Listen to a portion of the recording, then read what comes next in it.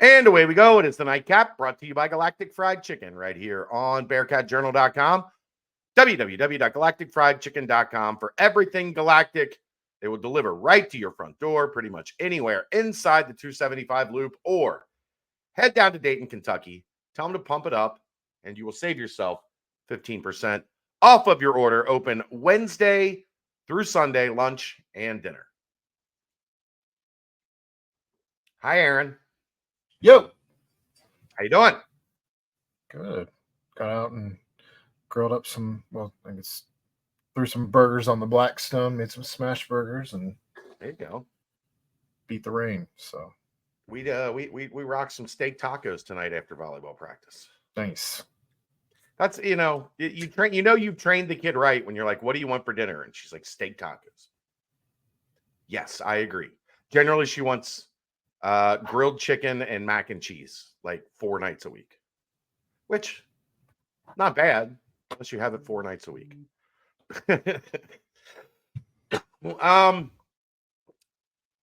So show tonight, we are again, there was another round of details that have gone through the NCAA where they are changing some rules and legislation and working towards kind of what we've been talking about on this show for a while, Aaron, that in a lot of ways they need to blow it up and start over. It's not exactly that easy. But with this latest round of stuff that is passing through, you are seeing they are maybe finally reading the tea leaves properly for the first time and shifting towards a model that is more relatable to 2024. So we will move you over and give us your thoughts on everything that you've seen that came out mostly yesterday. Essentially, what they're doing is they're allowing the NCAA put out a whole statement. I guess it was written by Michelle Hosick, Brutlog Hosick, essentially saying that effective immediately, D1 student athletes have access to additional school assistance with NIL activities and more flexibility to transfer. Schools can identify NIL opportunities and facilitate deals between student athletes and third parties. Student athletes are not obligated to accept assistance from the school and must maintain authority over the terms in their NIL agreements. Beginning August 1st, member schools will be permitted to increase NIL-related support only for student athletes who disclose their NIL arrangements. Basically, it was so difficult, right? Where you had the schools were not allowed to be involved, but had to have knowledge of NIL, and were trying to assist without talking about NIL. So you kind of put their hands behind their back to where they're not allowed to give any type of guidance or any type of, here's a place you can go to find some funding, or, this isn't a good deal, don't take it. They're not allowed to be involved in any way, shape, or form. And so you end up with kids that are in situations where, we like to think the best of all of these situations for student athletes and their coaches. And you would like to think that the coaches have the best interest of the student athletes at heart. So you end up in situations where student athletes weren't being paid, or in bad deals, or not finding deals, or whatever the case may be. But the coaches really aren't allowed to say anything. They're not allowed to help them or guide them or maneuver them through any of these waters. And so you end up with deals where you have agents, and agents are getting 20% cut. Well, the kids aren't even getting that much. Now you got the agents getting 20% for what is it? Right. I don't know. You would think that, especially because these kids are just that. They're kids. They're coming straight out of high school. In some cases, they're still in high school getting these deals. And you would think that you would have some type of guidance coming from the school that they're going to be going to facilitate, to help them out, to find these deals, especially in places that they're not towns that they aren't from, cities that they aren't from, states that they aren't from. They're going cross country to go to school. They don't know anything about where they're going necessarily. Maybe their agents don't know anything about where they're going. So now you have situations where the schools can be involved. And again, these are things that should have been taken care of years ago had the NCAA pulled their head out of their ass and gotten with the program from the jump. Here's the thing about this for me, Aaron, that was always so stupid, is that not letting the schools be involved in this process muddies the water for the one thing that is the most simple in all of this. Guess who would be most likely to provide legitimate, active, transparent NIL deals? Brands that are also partnered with the damn university. Like, if IMG or Learfield or whichever one of those big brands that does the sales and the marketing for the schools has a client list, that client list should have first access to the athletes. Sure. It should be a synergy between brands that are already being sold at your arenas, being promoted on, commercial big dollar advertisements around town. Like, to not let the schools be able to guide the student athlete in a path towards the people that are already supporting the university through their business endeavors was the dumbest shit I've ever seen in my life. It didn't make any sense. Do you know who's going to get you the best deal and through NIL that you can get?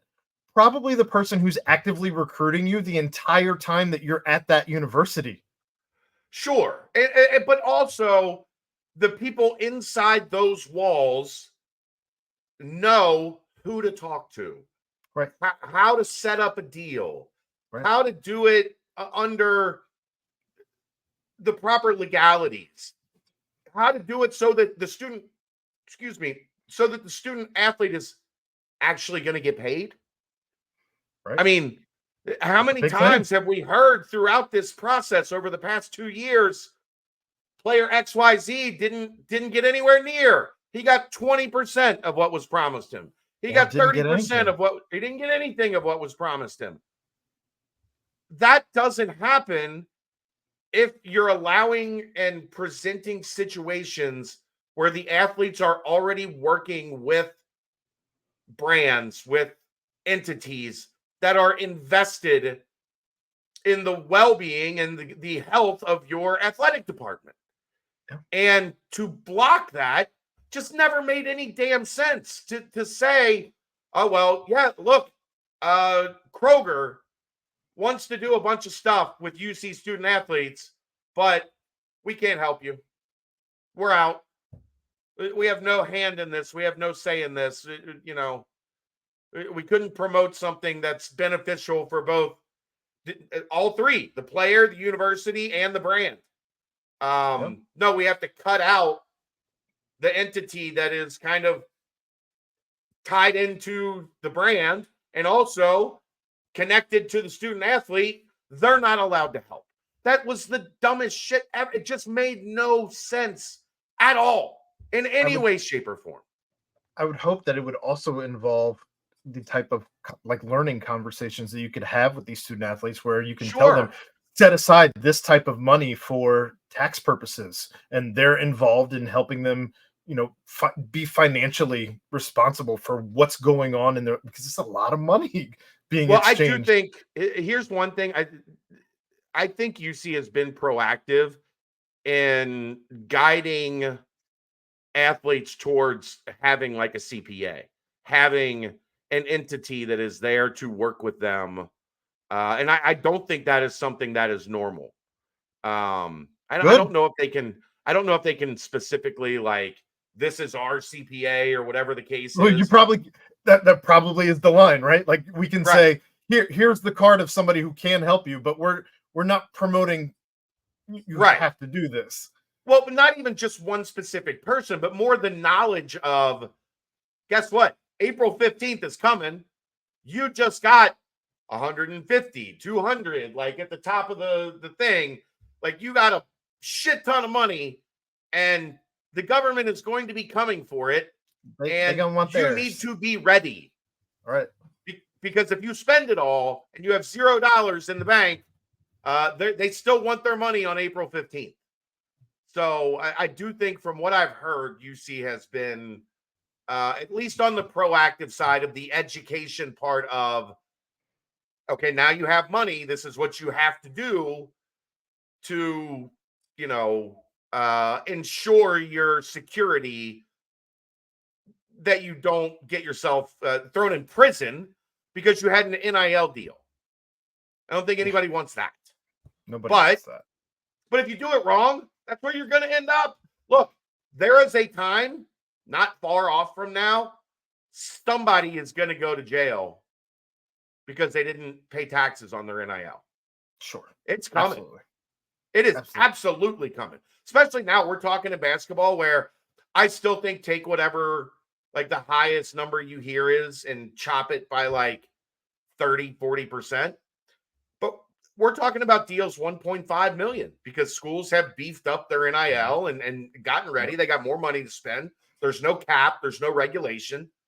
So there are players making $1 million. Mm-hmm.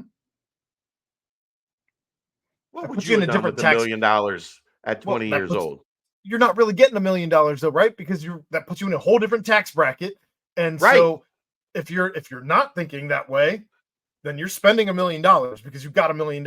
And you bought your mom a house, you bought yourself a fat car for $100,000. Well, you're probably getting one of those too, by the way, in your whole NIL deal. Sure. Well, you have your NIL car, and then you have your NIL car. You know what I'm saying? You're taking yourself from $1 million, and you're spending all the green down to the red, right? You're spending yourself to the red, and then it's tax time, and you don't have that because you spent all the money. We see it happen all over the place in entertainment, in music. I mean, we've seen you name it a star, and they've probably had some type of financial issues because the money gets too big. Right. And you don't have anybody, you have a lawyer or an agent. You got plenty of people with their hand out, though. Sure. Everybody wants a piece of that money. Mm-hmm. So the more that you can involve the schools, the more that you can involve the support that can and should be provided by the schools to connect these entities to where everything is not under the table. Like all of this, we are at a point now. We lived in college sports where the money was under the table forever. And I think there is still, because of the way that they have decided to do this, where the schools aren't responsible for anything. It's the people that buy the tickets. They also have to pay the players. Those people don't care. All they want? They want their team to win. That's all they care about. They don't care about anything else. They don't have to, nor should they care about anything else because their only connection is, I want my team to win. I just happen to be financially well off enough to influence that. That stuff.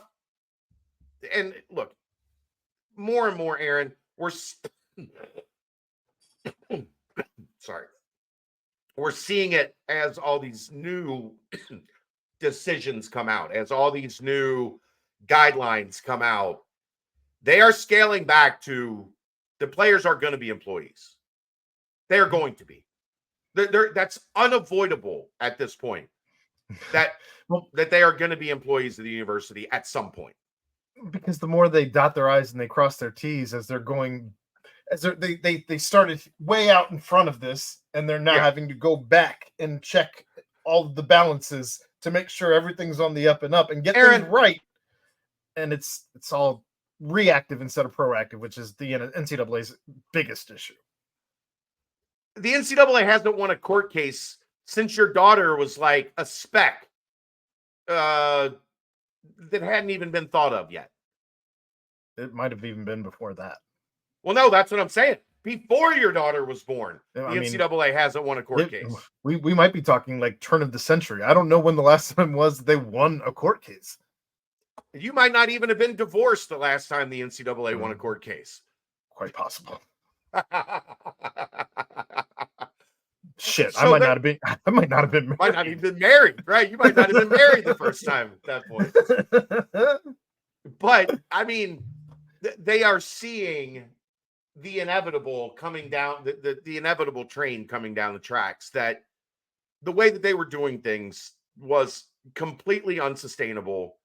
And now at least we are starting to see some progress, especially on the NIL front, where they're getting a little bit out ahead of it and saying, let's not put these kids in a situation that is certain for failure. Let's at least give them some of the connections and some of the resources that allow things to benefit everybody.